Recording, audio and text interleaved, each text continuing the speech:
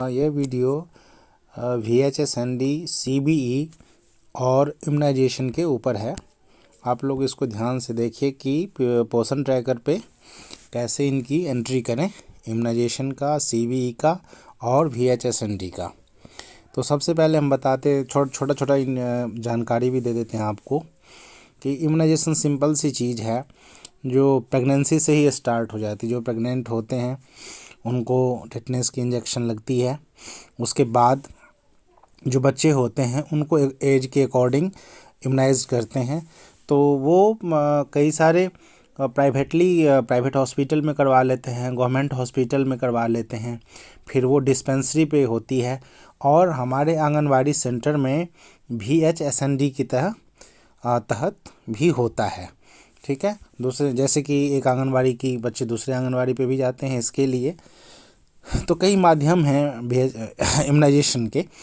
Main चीज़ है कि उनको इम्यूनाइज्ड किया जाता है और वो इम्यूनाइजेशन की एंट्री हम अपनी पोषण ट्रैकर पे करते हैं। कहाँ करते हैं तो ये दिखाते हैं हम आपको। ये बेनिफिशियरी में सबसे पहले जाइए। इसके बाद बेनिफिशियरी ओपन करने के बाद चाइल्ड का करना है। तो मान लीजिए कि ये है 6 से 3, फिर यहाँ भी है, इसमें भी आप एंट्री करिए, इसमें भी करिए। 5 साल तक लगता रहता है।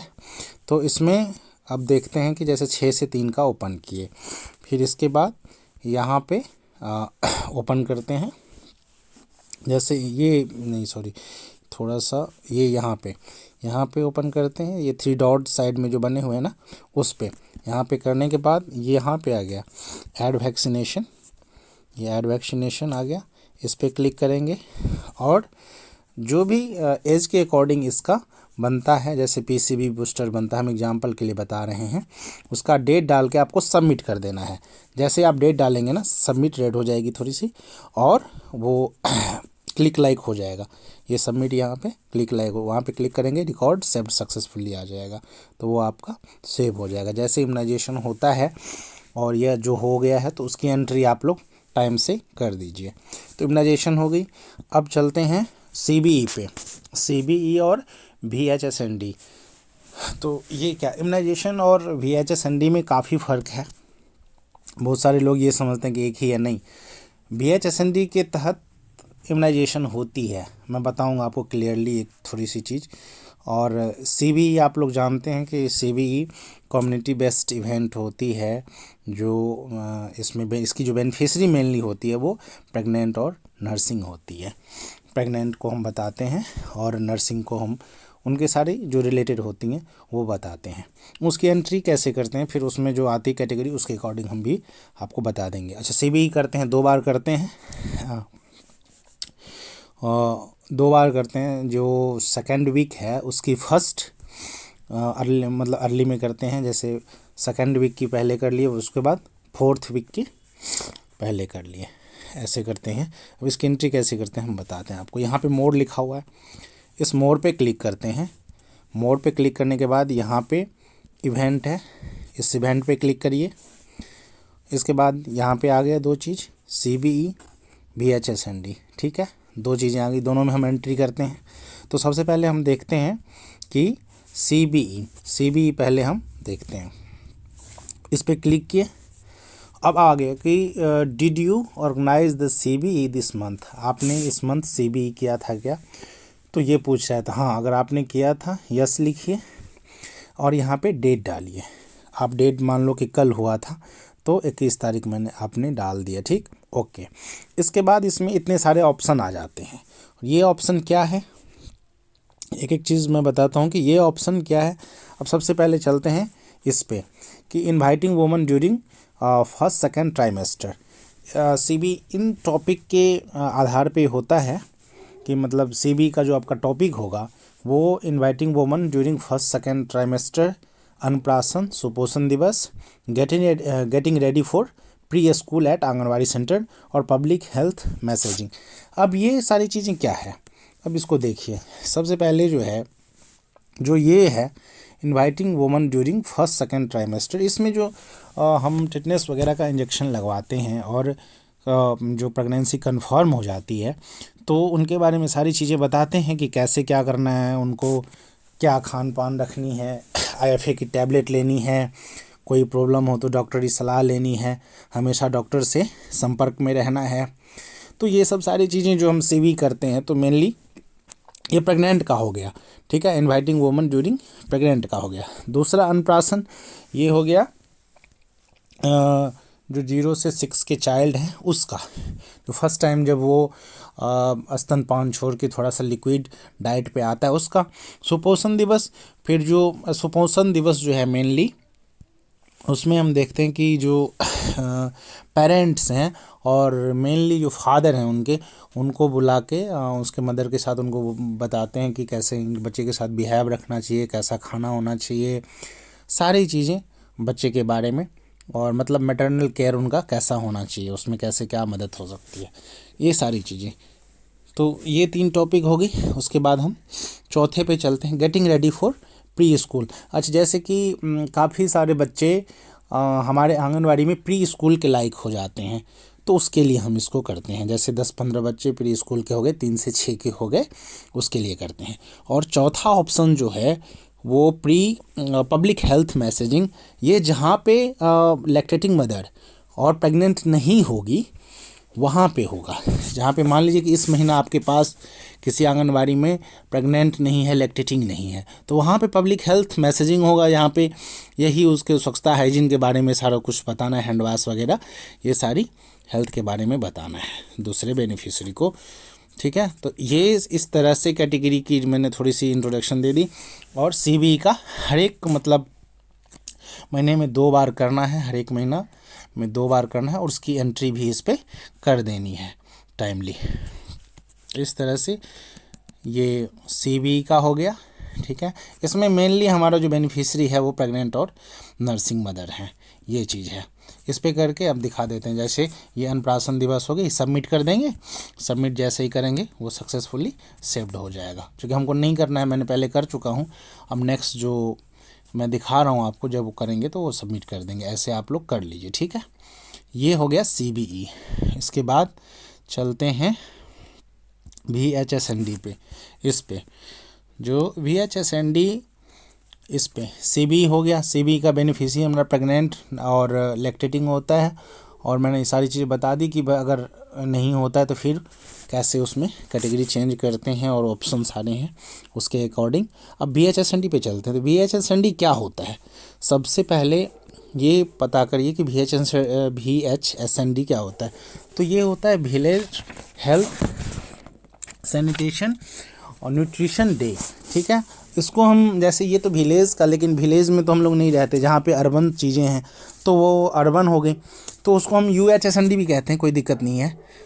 Urban health sanitation nutrition day, कोई फ़र्क नहीं पड़ता VU से, ठीक है। जो फ़र्क पड़ता है HSN से, ये सेम रहता है HSN, ठीक है।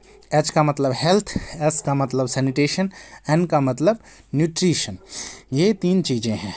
ये जो VHSND में बीच का H है, ये तो V का मतलब समझ गए, विलेज, U भी हो सकता है, इसके जो कोई फ़र्क नहीं पड़ता, विलेज या अर्बन।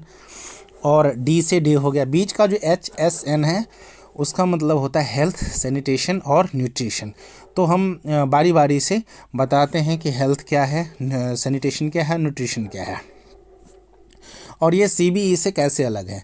ये CBE महीने में 2 बार होता है। उनकी बेनिफिशियरी प्रेग्नेंट होती हैं, लैक्टेटिंग होती हैं मेनली, और इसमें हमारा कोई भी हो सकता है, इसमें हमारा कोई भी हो सकता है।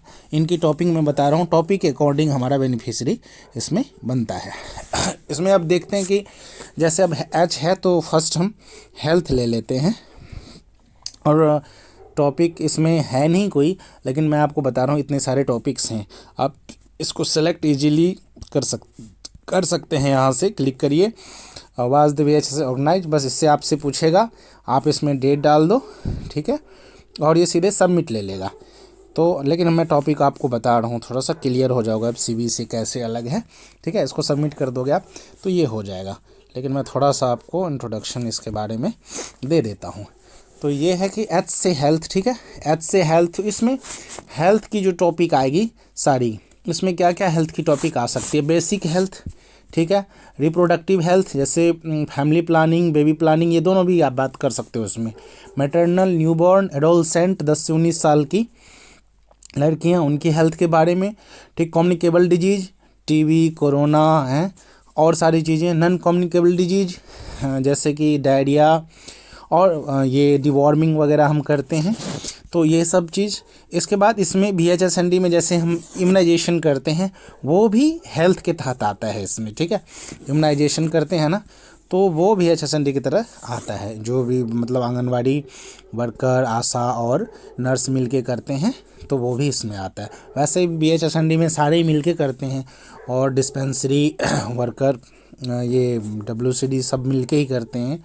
लेकिन अगर कहीं दिक्कत हो तो आप लोग महीने में एक बार कर लिया करो, कि अगर इम्यूनाइजेशन नहीं हो रहा है, जहाँ पे कहीं दिक्कत है, तो एटलीस्ट आप लोग अपने स्तर पे भी एक बार ये कर लिया करो। इसके टॉपिक बहुत सारे हैं, इम्यूनाइजेशन ही नहीं है, इतने सारे टॉपिक्स हैं। तो हेल्थ के अंदर हमने बता दिया कि इम्यूनाइजेशन, और सारे टॉपिक बताए मैंने आपको, एंटीनेटल केयर, ये सारे हेल्थ में आ जाते हैं, ठीक है। तो H इसका क्लियर हो गया। और दूसरा है अब S, VHSND का जो ये सारी चीज़ें हैं, भी से विलेज हो गया, तो आप इसको हटाओ। H से हेल्थ हो गई, तो वो कंप्लीट हो गया। अब चलो आप S पे ये अब चलो अब S पे। तो S का है सैनिटेशन, ठीक है। सैनिटेशन में कैसे प्रमोटिंग हाइजीन, ठीक है, हाइजीन मेंटेन कैसे करें, हैंड वॉशिंग वगैरह, safe drinking water, use of toilet, ठीक है। और भी साफ़ सफाई की चीज़ें आप इसमें एक टॉपिक लेके आप कर सकते हो। सैनिटेशन हो गया। अब तो जो चीज़ें हैं वो है N, न्यूट्रिशन, ठीक है। हमने बारी बारी से H, S, N तीनों पे बताया है। न्यूट्रिशन, अब न्यूट्रिशन पे हमें क्या करना है, तो न्यूट्रिशन में ग्रोथ मॉनिटरिंग का काउंसलिंग करना है। जो आपका सैम का चाइल्ड है, ठीक है, मैम का चाइल्ड है, जो येलो का चाइल्ड है, फिर स्टंटिंग है।